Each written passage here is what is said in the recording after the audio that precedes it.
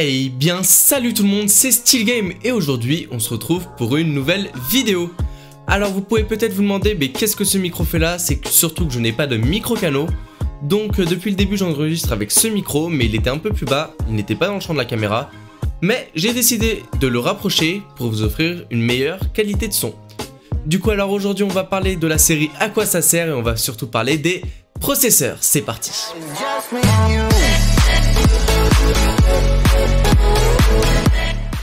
Donc comme je vous l'ai dit au début de cette vidéo, nous allons parler des processeurs dans la série À quoi ça sert qu'on va reprendre tous les samedis à 15 h. Donc dans cette vidéo, il va y avoir 5 grandes parties. Dans la première partie, nous allons parler de ce que c'est vraiment un processeur.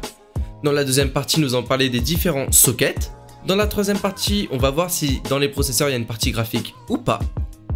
Après, nous allons voir les différences entre Intel et AMD. Et pour terminer, quel processeur pour l'utilisation que vous avez personnellement. Alors nous allons commencer par la première partie, c'est quoi un processeur? Alors le processeur est le cerveau de votre ordinateur. C'est lui qui organise les échanges de données entre les différents composants tels que le disque dur, la RAM ou votre carte graphique ou bien d'autres comme un SSD ou un SSD M.2 qu'on verra bien sûr dans les prochaines vidéos.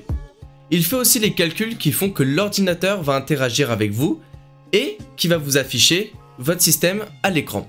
Donc en soi, sans le processeur, votre PC ne pourra pas fonctionner. Maintenant, nous allons commencer, ou plutôt recommencer, avec la deuxième partie, les différents sockets. Alors, un socket est un connecteur utilisé pour relier votre processeur à la carte mère. Il y a différents sockets qui seront utilisés par rapport à la marque du processeur et surtout à sa gamme. Donc chez Intel, le socket qui sera le plus utilisé c'est le socket 1151 et chez AMD ça sera le socket AM4.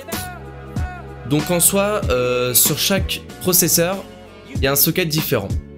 Mais les plus fréquents seront chez Intel le socket 1151 et chez AMD le socket AM4. Alors dans la troisième partie, nous allons voir s'il y a une partie graphique ou pas dans les processeurs. Alors chez les fabricants Intel, tous les processeurs de toute leur gamme sont intégrés avec une partie graphique.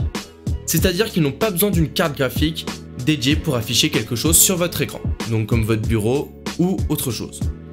A l'inverse d'AMD qui ne concevait plus ou ne concevait même pas de processeur avec une partie graphique intégrée maintenant. Mais jusqu'à maintenant, ils ont un peu amélioré ça en intégrant une petite partie graphique dans les processeurs. Mais jusqu'à ça, aucun processeur de chez AMD n'avait une partie graphique, donc vous aurez eu besoin en fait d'acheter une carte graphique juste à côté. Bon, si vous aurez fait du gaming, c'est mieux d'acheter une carte graphique parce que vous aurez une meilleure qualité. Mais sinon, vous n'aurez pas pu faire fonctionner votre PC. En tout cas, vous ne pourrez pas afficher d'image sur votre PC. Alors maintenant, nous passons à la quatrième partie, les différences entre Intel et AMD.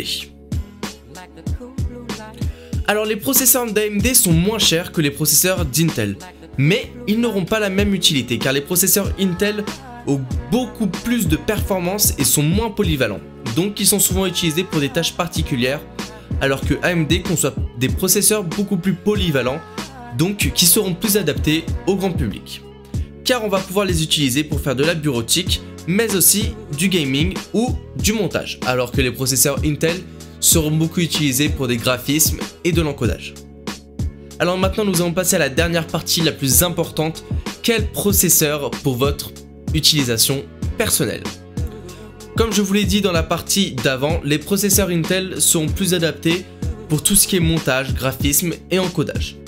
Il pourra notamment être utilisé pour le gaming mais sera moins adapté.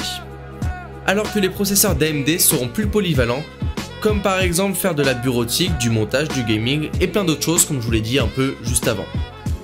Bien sûr, si vous voulez me présenter votre situation dans laquelle vous utiliserez votre processeur, je peux vous répondre en commentaire en vous conseillant des gammes et surtout la marque de processeur que vous aurez à choisir. Parce que si vous faites du graphisme, je vous conseillerais plutôt du Intel, mais par contre si vous faites du gaming, du montage, tout ça, je vous conseillerais de l'AMD. Mais il y a des parties où ça peut ne pas marcher. Donc si vous avez des questions, surtout n'hésitez pas à me les poser en commentaire, j'y répondrai. Donc cette vidéo est terminée. Je pense que je vous ai bien expliqué ce qu'était le processeur. Si vous avez certains doutes sur ce que j'ai dit, n'hésitez pas à me le dire en commentaire. Et si bien sûr vous voulez des spécifications sur le processeur, donc comment il est composé, donc qu'est-ce qu'il y a vraiment à l'intérieur d'un processeur, je peux vous en faire une vidéo dédiée, mais il faudra me le dire parce qu'on part sur des thèmes beaucoup plus techniques. Donc en tout cas c'est la fin de cette vidéo, n'oubliez pas de vous abonner, de lâcher un pouce bleu et surtout de me présenter vos situations dans les commentaires. En tout cas on se retrouve à mercredi pour la prochaine vidéo, toujours à 15 h. Et c'est tout ce que j'avais à dire pour cette vidéo. Donc surtout restez chez vous, faites attention à vous et à votre famille. À la prochaine.